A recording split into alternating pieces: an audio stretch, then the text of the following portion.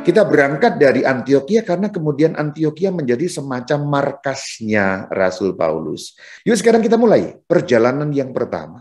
Pada saat mereka beribadat kepada Tuhan di Antiokhia yang diceritakan dalam Kisah Rasul 13 ayat yang kedua, kita baca, berkatalah Roh Kudus, khususkanlah Barnabas dan Saulus bagiku, bagi Tuhan, bagi Roh Kudus, untuk tugas yang telah kutentukan bagi mereka. Apa maksudnya kutentukan bagi mereka? Yuk kita lanjut pada kalimat selanjutnya. Oleh karena disuruh Roh Kudus, nah berarti disuruh berangkat ke bangsa-bangsa lain. Kemana? Kita baca dari Kisah Rasul 13 ayat yang keempat. Barnabas dan Saulus berangkat ke Seleukia. Dari situ mereka berlayar ke Siprus. Yuk kita lihat. Antiokhia ke Seleukia tidak terlalu jauh. Seleukia adalah sebuah kota pantai. Maka dari kota pantai itu mereka bisa berlayar, naik perahu sampai di Pulau Siprus. Itulah Pulau Siprus. Nah, kota pertama yang disinggahi adalah Salamis yang diceritakan pada Kisah Rasul 13 ayat yang kelima. Setibanya di Salamis, mereka memberitakan firman Allah di dalam rumah-rumah ibadat orang Yahudi. Jadi pertama-tama yang diberi warta adalah orang-orang Yahudi, belum kepada bangsa-bangsa lain. Itu kota Salamis. Kota Salamis ada di bagian timur dari Pulau Siprus. Nah, kemudian mereka melanjutkan perjalanan, yaitu Saulus bersama dengan Barnabas, menjelajahi Pulau Siprus untuk sampai di bagian barat, yaitu juga kota yang berdekatan dengan laut atau pantai yang bernama kota Pafos. Kita dapat melihat di dalam Kisah Rasul 13 ayat yang ke-6. Mereka, kenapa disebut mereka? Itu Saulus dan Barnabas. Menjelajahi seluruh pulau, maksudnya Pulau Siprus, sampai ke Pafos. Nah, itu ujung barat, Pafos. Lalu kemudian mereka menyeberang ke daratan utama lagi, diceritakan pada ayat 13. Paulus dan kawan-kawannya meninggalkan Pafos dan berlayar ke Perga di Pamfilia. Pamfilia itu adalah daratan utama, itulah kota Perga. Jadi dari Pafos kemudian ke Perga, dari Perga kemudian diceritakan mereka melanjutkan perjalanan tiba di Antiokhia di Pisidia. Itu dikisahkan di Kisah Rasul 13 ayat yang ke-14. Pada hari Sabat mereka pergi ke rumah ibadat lalu duduk di situ. Maksudnya pertama-tama mereka mewartakan Kristus sebagai Mesias kepada orang-orang Yahudi yang ada di perantauan. Tadi di Pafos, di Salamis, mereka mewartakan Kristus di tempat-tempat ibadat orang Yahudi yang namanya sinagoga atau sinagogi. Nah, kemudian di Antiokhia pun demikian. Kalau kita membaca ayat 14 tadi itu kota Antiokhia. Jadi dari Perga yang kota agak dekat pantai, kemudian masuk ke wilayah pedalaman, kota yang sama dengan kota markas, yaitu Antiokhia. Itulah kenapa kota yang ini, Antiokhia, diberi keterangan di Pisidia. Untuk membedakan Antiokhia yang Pisidia dengan Antiokhia yang awal yang tadi kita bicarakan sebagai markasnya Paulus tadi. Selanjutnya, mereka pergi ke Ikonium dari ayat 51. Paulus dan Barnabas mengebaskan debu karena orang-orang di Antiokhia ternyata agak sulit untuk percaya. Lalu mereka pergi ke Ikonium, masih wilayah pedalaman, itu justru mengarah kepada kota Tarsus. Jadi agak memutar ya.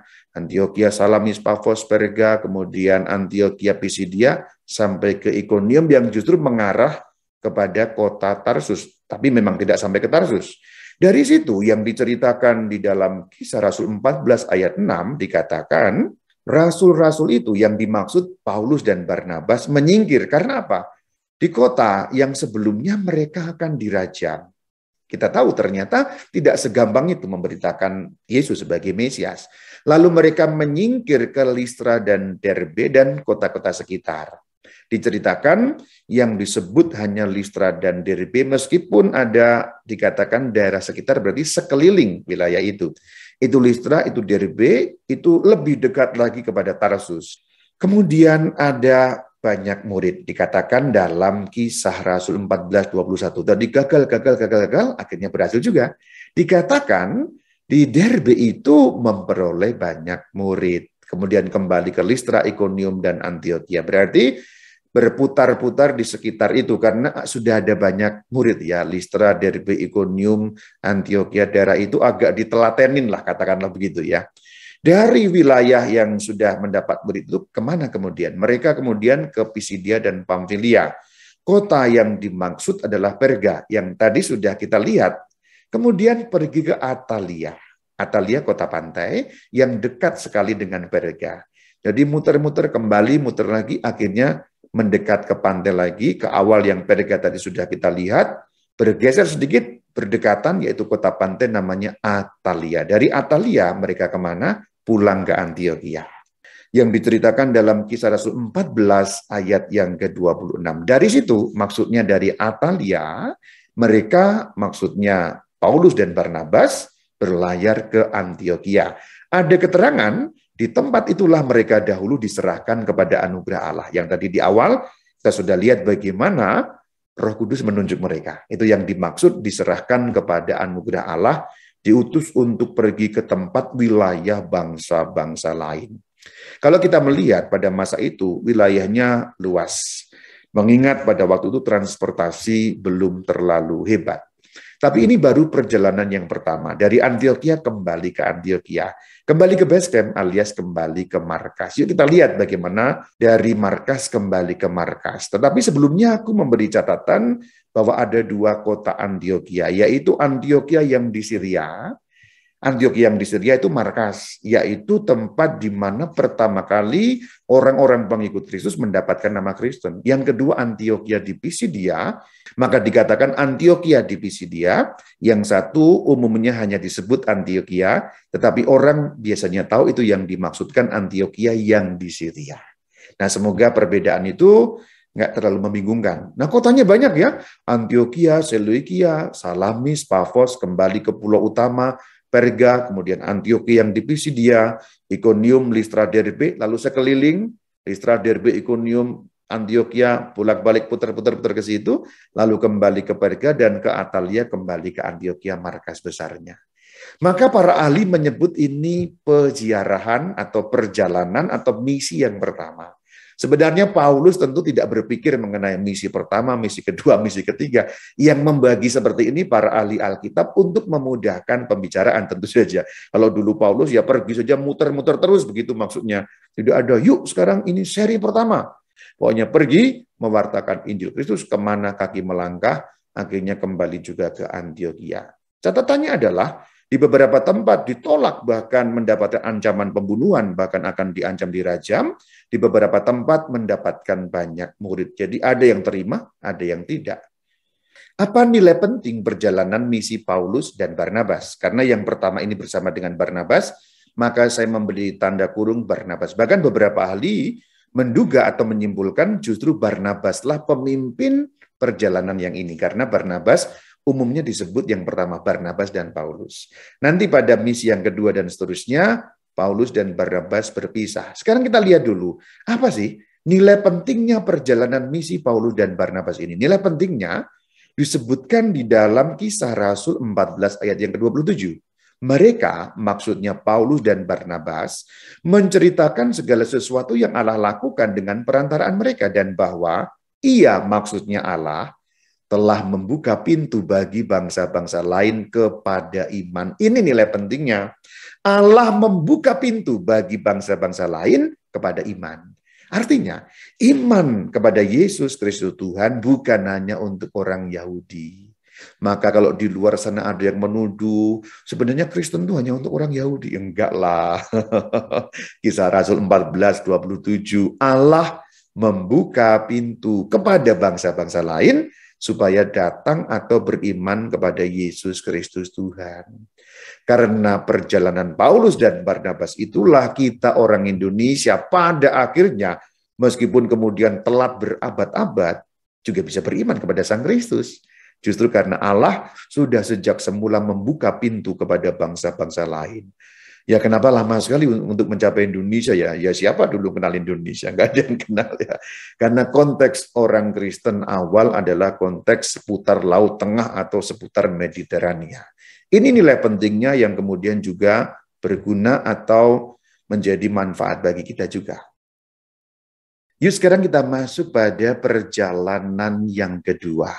Nah, perjalanan yang kedua ini didahului insiden dengan Barnabas, berantem mereka.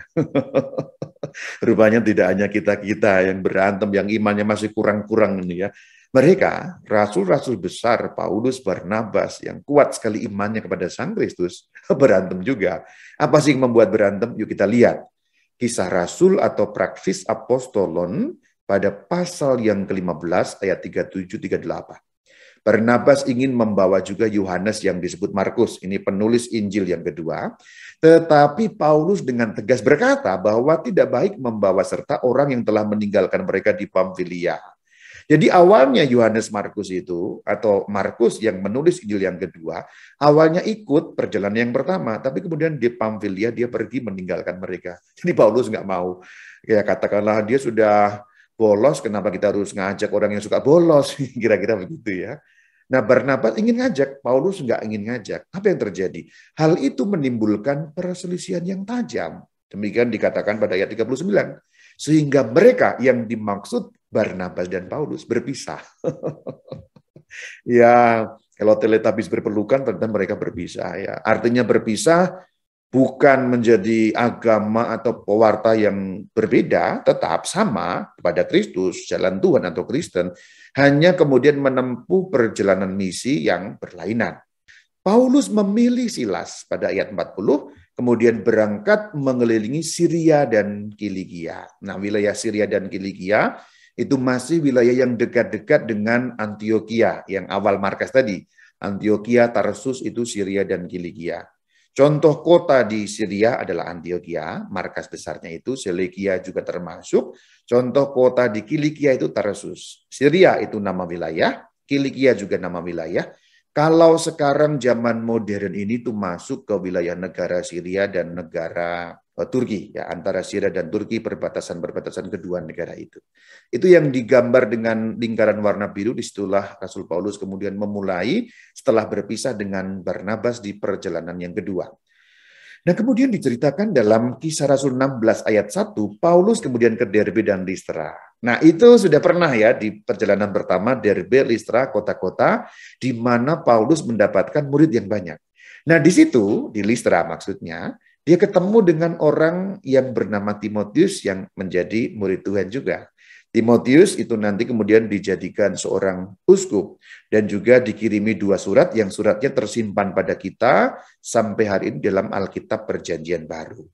Ayat 6 menceritakan mereka melintasi wilayah Frigia dan wilayah Galatia. Jadi Frigia, Galatia itu wilayah ya. Jadi kalau ada surat kepada orang atau jemaat Galatia, bukan kota Galatia, tapi itu suatu wilayah yang cukup luas. Yang ada di lingkaran warna merah, itulah Galatia dan Frigia, wilayah yang agak pedalaman lagi, lebih masuk lagi, wilayah-wilayah pedalaman, kalau zaman sekarang itu masuk wilayah negara Turki.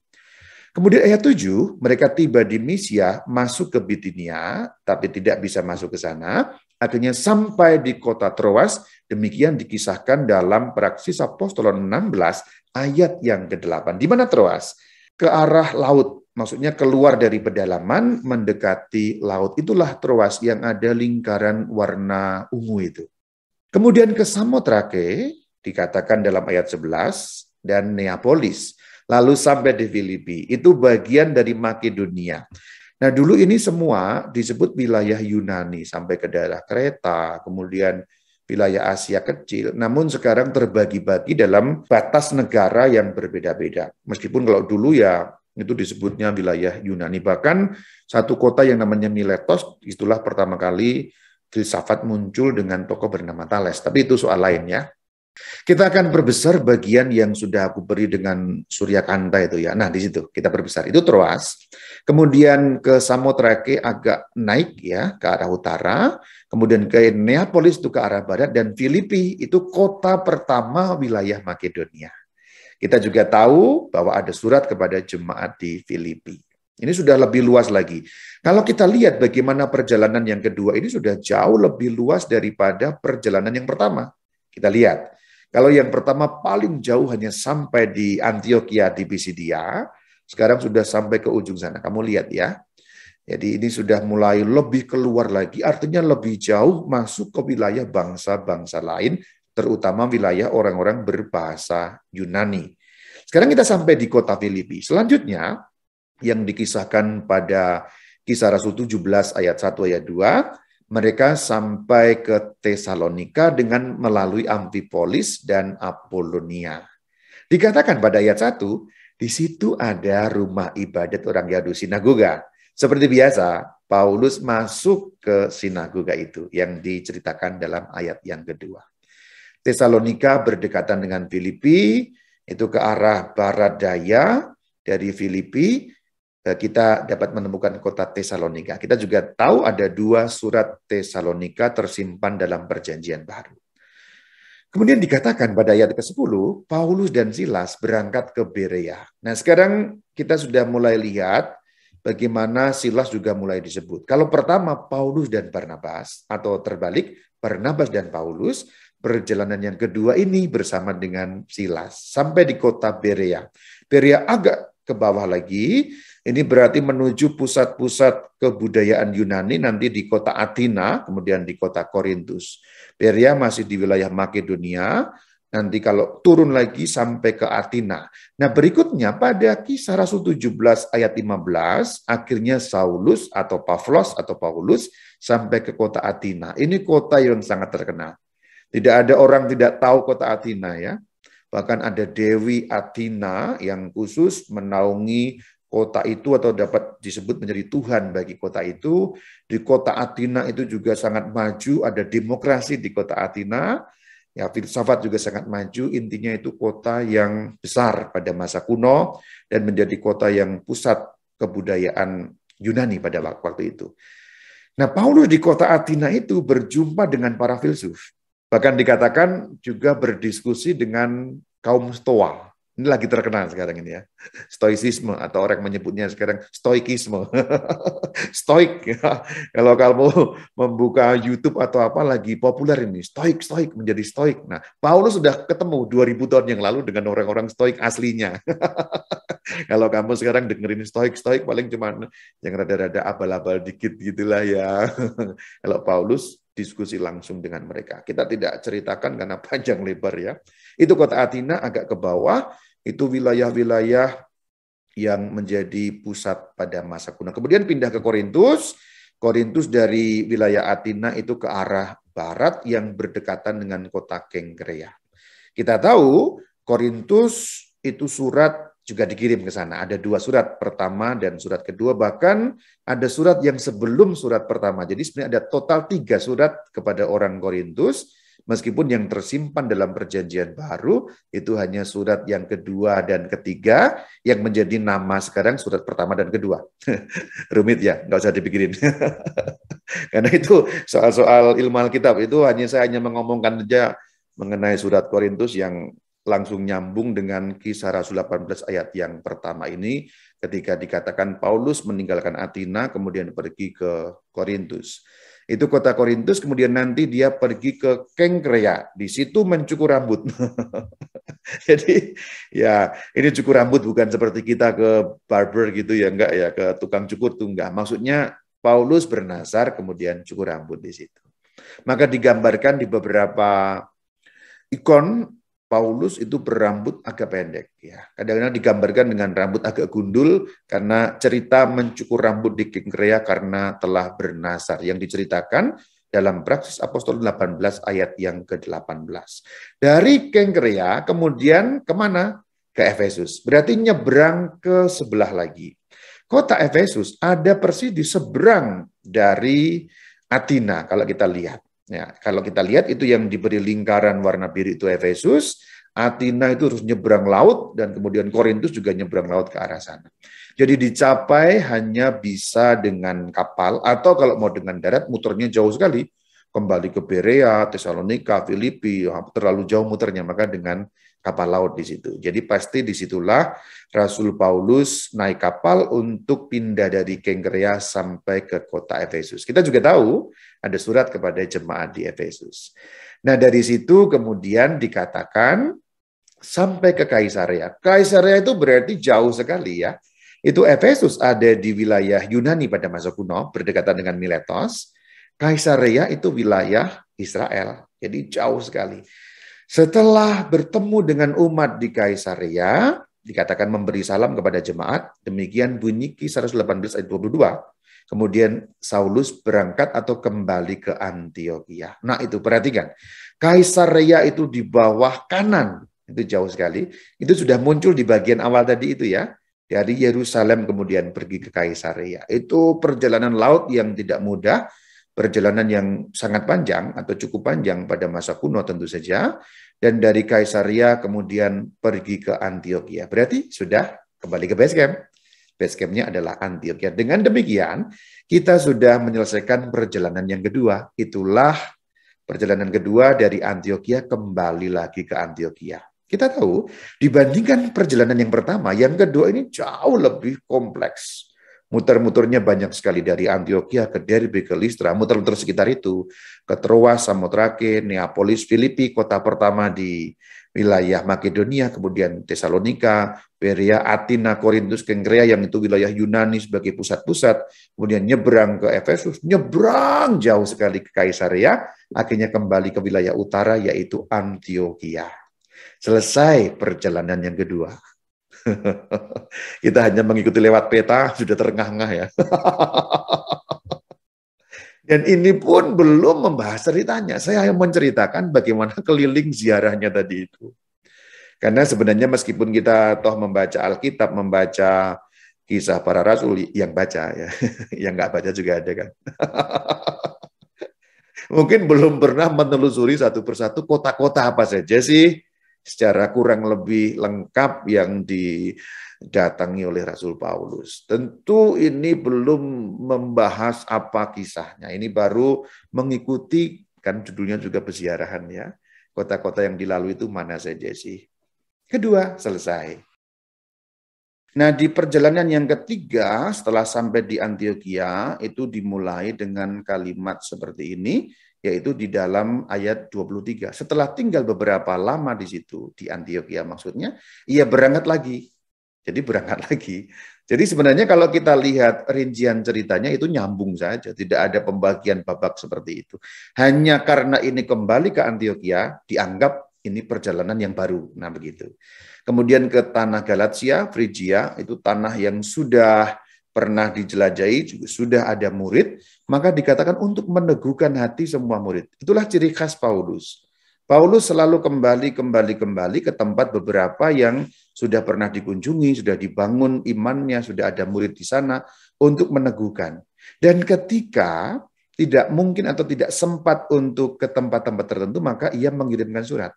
Maka kita punya surat Efesus, surat Korintus, dan sebagainya. Itu maksudnya adalah ketika waktu itu Paulus tidak sempat kembali lagi ke tempat-tempat itu, ke Efesus contohnya atau ke Korintus contohnya, tapi kemudian datang dalam wujud surat. Itu yang dimaksud surat untuk meneguhkan hati semua murid. Jadi intinya sama. Jadi untuk meneguhkan hati semua murid. Ketika lihat Paulus lagi, mereka senang, diajar lagi, diteguhkan lagi, dan seterusnya. Itu maksud dan tujuannya. Itu tadi Galatia dan Frigia sudah kita lihat. Nah, perjalanan yang ketiga ini akan lebih luas lagi dibandingkan yang pertama dan yang kedua. Lalu dikatakan menjelaskan daerah-daerah pedalaman. Daerah pedalaman berarti itu naik lagi ya. Galatia, Bitinia, jadi sudah yang jauh-jauh dari pantai, jauh dari wilayah Yunani. Bahkan Lukas sampai tidak menyebutkan nama daerahnya. Saya kira Lukas mulai pusing juga di sini. Hanya dikatakan dalam Kisah Rasul 19 ayat 1, Paulus menjelajahi daerah-daerah pedalaman. Udah gitu. Lukas mungkin, aduh, Rasul Paulus gue lama-lama juga pusing nyatetnya, udah saya singkat aja ya. Lalu tiba di Efesus. Tapi tiba di Efesus itu bukan dalam arti gampang begitu saja, tetapi setelah keliling ke daerah-daerah yang di pedalaman. Efesus berarti kembali ke wilayah yang pantai, tadi kita sudah bahas, kemudian ke Filipi, kemudian ke Troas. Ini makin singkat-singkat lagi di sini. Ya, makin singkat-singkat karena sebenarnya ini kota-kota yang sebelumnya sudah dikunjungi ya, Filipi, Troas. Tujuannya ingat yaitu meneguhkan, menguatkan kembali. Kemudian dikatakan dalam bab 20 ayat 14, ketika Paulus bertemu dengan kami di Asos, ini disebut kota yang lain, jadi ke Asos, ini belum disebut pada bagian awal, kami membawanya ke kapal, lalu melanjutkan pelayaran kami ke Metileni, Troas naik ke Asos, Metileni balik, jadi putar-putar. perjalanannya lebih banyak untuk menguatkan. Itulah kenapa jadi seperti tidak ada polanya yang ketiga ini. Bolak-balik, bolak-balik, bolak-balik bekok kalau bahasa Sundanya. Justru karena yang berdekatan dikunjungi untuk dikuatkan. Kira-kira seperti itu. Nah, dari kota yang terakhir itu kemudian ke Miletos, yaitu diceritakan dalam Kisah Rasul 20 ayat yang ke-15.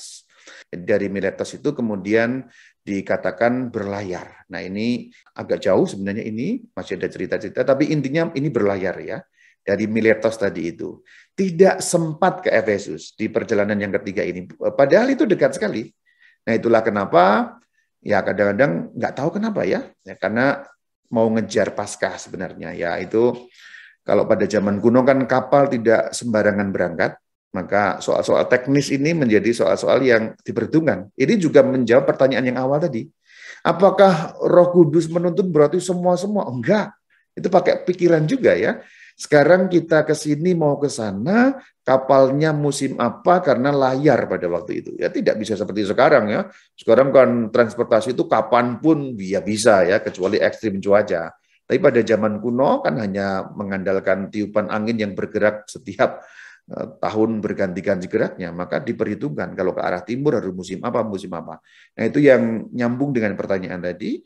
Kerja manusiawi juga menjadi hal yang penting sekali dalam karya perutusan Paulus. Bukan dalam arti semua dijamin Roh Kudus, enak sekali, semua dijamin, enggak begitu. Dan tidak pernah seperti itu sejak semula juga ya. Roh Kudus, haleluya saudara, ya enggak begitu ya. Kerja manusiawi juga ada di sana, bukan dalam arti semua harus cukupi oleh Roh Kudus. Nah, dikatakan dalam Kisah Rasul 21 ayat 3, mereka akhirnya tiba di Tirus. Berarti perjalanan yang jauh sekali. Karena Tirus itu bagian yang berdekatan dengan wilayah Israel Palestina. Yuk kita lihat. Kalau kita dari Kaisarea itu naik sedikit Tirus. Itu belum sampai ke Antioquia. Kalau kita membaca Injil itu ada perempuan Tirus dan Sidon. Jadi itu sedikit di luar wilayah Israel. Dari situ kemudian ke Ptolemais. Kita perbesar supaya jelas ya. Tirus, Sidon, tidak ke Sidon. Dari Tirus kemudian pergi ke Ptolemais. Dikisahkan dalam bab 21 ayat yang ke-7. Dari Tirus kami tiba di Ptolemais dan di situ berakhirlah pelayaran kami. Kami memberi salam kepada saudara-saudara seiman. Dari data ini kita tahu ternyata di Ptolemais ada orang-orang Kristen pada masa itu. Dari situ kemana? Dari situ ternyata ke Kaisarea. Bab 21 ayat 8. Keesokan harinya, berarti di Ptolemais tidak lama, kemudian berangkat dari situ tiba di Kaisarea. Kita lihat teksnya bahwa ternyata di Kaisarea masuk atau kemudian mengunjungi rumah Filipus. Yang dimaksud adalah Filipus diakon. Filipus yang ini yang mempertobatkan sida-sida dari Ethiopia. Jadi kemudian berjumpa dengan Filipus diakon. Ini bukan Filipus Rasul 12 Rasul ya, tapi ini Filipus diakon, 7 diakon pertama yang dipilih. Salah satunya Filipus dan salah duanya adalah Stefanus itu ya. Harus cepat semua saya andaikan kamu ngerti ya. Ini Kaisarea sudah pernah disebut, itu kota yang pertama setelah Yerusalem ketika masa awal pertobatan di bagian awal tadi itu. Nah dari Kaisarea kemudian ke Yerusalem. Jadi ini gerak balik sekarang ya. Karena memang akan ke Bait Allah, kemudian akan mengalami hari raya di sana. Itu diceritakan di dalam bab 21 ayat 15. Sesudah beberapa hari di Kaisarea, mereka berangkat ke Yerusalem. Yang perjalanan ketiga ini tidak kembali ke Antioquia tapi ke Yerusalem. Mungkin sebenarnya akan ada perjalanan ke Antioquia tapi keburu ketangkap. Jadi di cerita yang bagian ini kemudian Paulus ditangkap karena dianggap merusak hukum Taurat. Tentu penangkapan Rasul Paulus itu sebenarnya dendam dari awal mula ya. Kita sudah lihat dari kota Damaskus pun sudah diincar, di Yerusalem diincar, di beberapa tempat diincar oleh orang-orang Yahudi. Maka diceritakan yang menangkap ini orang-orang Yahudi. Bahkan mereka datang dari Asia. Ketika ini khusus datang, ketika lihat Paulus di Bait Allah, lalu mengasut ayat dan menangkap. Diceritakan pada Praksis Apostolon 21 ayat 27. Orang-orang Yahudi yang datang dari Asia. Ini maksudnya yang tidak mau menerima Yesus, ya orang Yahudi yang tetap menjadi Yahudi, yang melihat Paulus sebagai penyesat agama mereka, ya karena kan Paulus mengajarkan kalau kamu goyim, kamu tidak usah ikut hukum Torah dan seterusnya, itu kan menjadi merepotkan bagi mereka. Kita harus ingat bahwa pada masa awal, orang-orang jalan Tuhan atau orang-orang Kristen belum langsung berpisah. Itulah kenapa Paulus masih memasuki sinagoga-sinagoga, karena belum seperti sekarang ya. Kamu Yahudi, saya Kristen. Enggak begitu, belum seperti itu. Karena pada masa awal kan semuanya Yahudi ya. Jadi ini memang merepotkan mereka, jadi mereka dendam. Akhirnya menangkap Paulus ketika Paulus berada di Bait Allah di kota suci Yerusalem. Jadi ini pasti sebelum tahun 70. Karena apa? Karena Yerusalem dihancurkan oleh Jenderal Titus pada tahun 70, kemudian Bait Allah diratakan dengan tanah. Ini masih ada pada saat itu. Jadi ini pasti sebelum tahun 70 terjadinya. Lalu gempar kota itu, kalimat lanjutannya, mereka menangkap Paulus, menyeret, kemudian gerbang ditutup, tampaknya mau dibunuh, lalu ada kehebohan, maka kepala pasukan, yaitu orang Romawi harus mendekati atau meredakan kekacauan itu, diceritakan pada bab 21 ayat 33, kepala pasukan, ini maksudnya orang Romawi, ya, pasukan Romawi, menangkap Paulus. Akhirnya nanti ketahuan, ternyata Paulus warga negara Roma. Akhirnya disidangkan ya, dan sidang-sidang itu akhirnya akan membawa Rasul Paulus ke kota Roma. Nah ini kepala pasukan, waktu itu kacau di Bait Suci, intinya perdebatan mengenai agama lah, gampangnya begitu. Paulus dianggap penyesat yang mengacaukan agama Yahudi, maka mereka mau menghakimi, bahkan mau dibunuh, mau dirajam. Ini cerita ringkasnya ya, kalau dibaca sendiri seru sebenarnya ya. Nah dari penangkapan oleh kepala pasukan ini, akhirnya terbuka jalan menuju ke Roma. Ini perjalanan ketiga, tidak usah saya ulangi, intinya berakhir di Yerusalem, tapi dari Yerusalem akhirnya nanti ke Roma. Justru karena ditangkap oleh pasukan Romawi dan ketahuan warga Roma, maka Rasul Paulus bisa sampai Roma. Kenapa begitu? Karena seorang warga negara Roma dan Paulus warga negara Roma tidak bisa dihukum tanpa pengadilan. Itulah kenapa Paulus diadili, akhirnya dia minta banding kepada Kaisar. Maksudnya apa? Begini, sistem pada waktu itu sedikit pengantar supaya jelas. Pada waktu itu kalau orang Romawi berkewargaan Romawi tidak bisa dihukum sembarangan. Kalau yang lain bisa dihukum sembarangan. Contoh, Yesus dari Nazaret, Tuhan kita. Sebagai manusia, beliau bukan warga negara Romawi. Jadi ya dihukum mati salib ya boleh-boleh saja. Petrus, pada saat di Roma nanti dihukum dengan salib terbalik. Dia bukan warga negara Roma. Jadi dibunuh-bunuh begitu ya boleh-boleh saja gitu ya. Tapi Paulus, tanda petik dia punya kekebalan tertentu. Karena warga negara Roma, tidak boleh diapa-apakan sebelum diadili betul-betul. Dan pengadilan Romawi pada waktu itu bertingkat-tingkat. Ya seperti sekarang di Indonesia ini kurang lebih. Atau lebih tepatnya sistem pengadilan Romawi kemudian diadopsi di negara-negara modern ya. Kalau pengadilan yang rendah kita tidak puas, yang lebih tinggi sampai Mahkamah Agung. Nah Mahkamah Agungnya Romawi itu Kaisar di Roma. Jadi Rasul Paulus sebenarnya sudah mau dibebaskan, tetapi memilih banding kepada Kaisar supaya sampai ke Roma. Nah, akhirnya dia pun sampai ke Roma. Akhir di Roma diceritakan, ceritanya sangat dramatis karena mulai dari Yerusalem, kemudian ke Kaisaria, nyebrang Laut Tengah, ke Pulau Kreta, sampai terdampar di Malta, ke Sirakusa di Sisilia. Akhirnya baru sampai ke Roma, mengalami kapal karam segala. Dramatis sekali cerita yang bagian terakhir ini, tapi saya tidak ceritakan secara rinci. Intinya kemudian sampai ke Roma, begitu ya. Di Kisah Rasul 28 ayat 16 ya. Setelah kami tiba di Roma, Paulus diperbolehkan tinggal dalam rumah sendiri bersama-sama seorang prajurit yang mengawalnya. Jadi tahanan kota di kota Roma sambil menunggu pengadilan. Bebas di rumah, punya rumah tapi dijaga. Itu maksudnya tahanan rumah, tidak di penjara, menyewa rumah di Roma. Maka bisa tetap mewartakan. Bahkan dikatakan dalam bab 28-30, Paulus tinggal 2 tahun sebelum akhirnya nanti dihukum. Dan menerima orang yang datang, menguatkan jemaat di Roma, mengajar tentang Tuhan Yesus. Jadi punya waktu 2 tahun di Roma sebelum nanti akhirnya dipenggal. Ini adegan pemenggalan. Adegan pemenggalan tidak ada di dalam Alkitab, tapi Gereja Katolik punya yang namanya tradisi suci, dan kita akan menemukan cerita mengenai Paulus yang dipenggal itu dalam tradisi suci. Mengapa beda ya? Petrus disalib, Paulus dipenggal. Karena dia warga negara Roma, jadi hukumannya tidak boleh disalib. Salib hanya untuk non warga negara Roma. Maka hukuman mati untuk warga negara Roma ya mentok-mentoknya adalah dengan dipenggal. Karena itu yang diperbolehkan.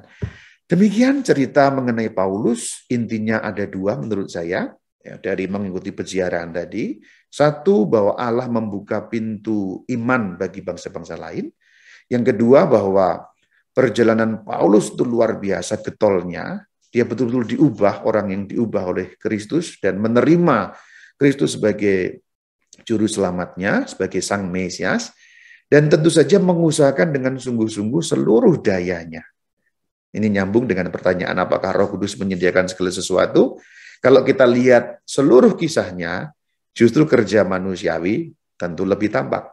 Tetapi secara iman kita bisa menyimpulkan, dan begitulah kesimpulan Paulus dan penulis Kisah Para Rasul, bahwa bimbingan Roh Kudus berlaku. Tetapi ketika kita ngomong bimbingan Roh Kudus, naungan Roh Kudus, tuntunan Roh Kudus, jangan memikirkan tentang yang gaib-gaib atau ajaib-ajaib, bukan itu.